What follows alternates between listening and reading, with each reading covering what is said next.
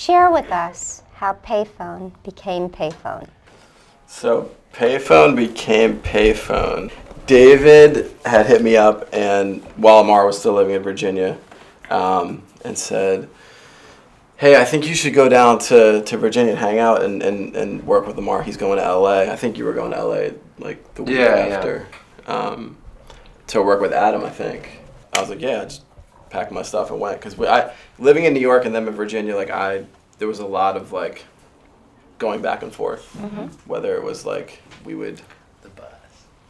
Yeah, the bus. Oh, yeah. That was on the train. He stepped up. Yeah, you stepped up your game. It used to be bust. I went down to Virginia and we were downstairs in the basement at the house, and on that keyboard. That keyboard right there. That's a funny story too. You had just gotten that keyboard, I think, right? Yeah.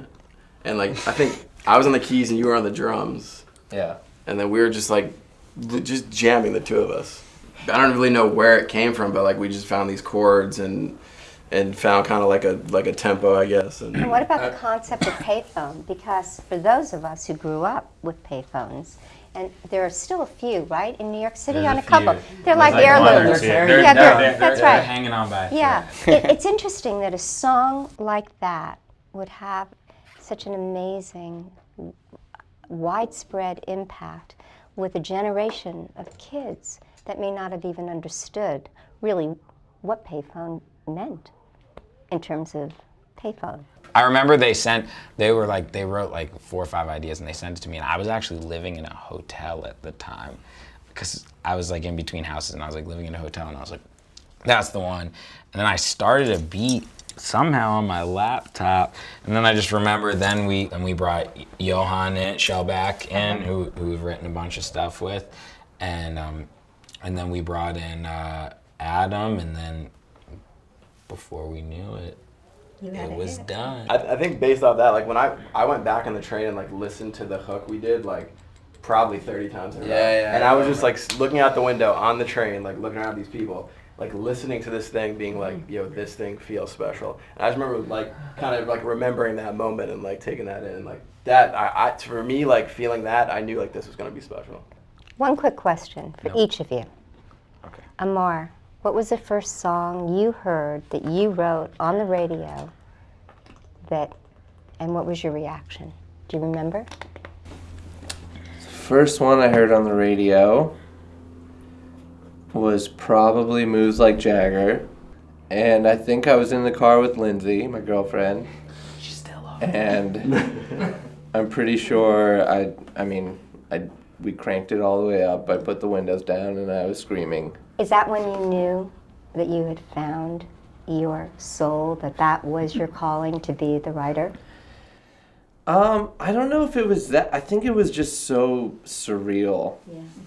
And I didn't know what it was. I think now I appreciate it more than I did then because it was so surreal. Yeah. It's a memory that's indelible. Yeah. What was yours, Benny? First song ever? I can't remember the first song. Maybe first hit? I can't remember the first one, but because there was a bunch that came at the same time. For me, it's just but every time is the first time. When I listen, that's the only thing that never gets old. I listen to a song 1,000 times. It's the second it comes on the radio, you're just oh, and then last night we heard a song for the first time on the radio. Yeah, we knew a song was going to be played on the radio for the first time. What was that? A new group that I signed that everyone worked on. It's called Ricks, and me and Scooter did it. It's pretty cool. That's so It's gonna be awesome.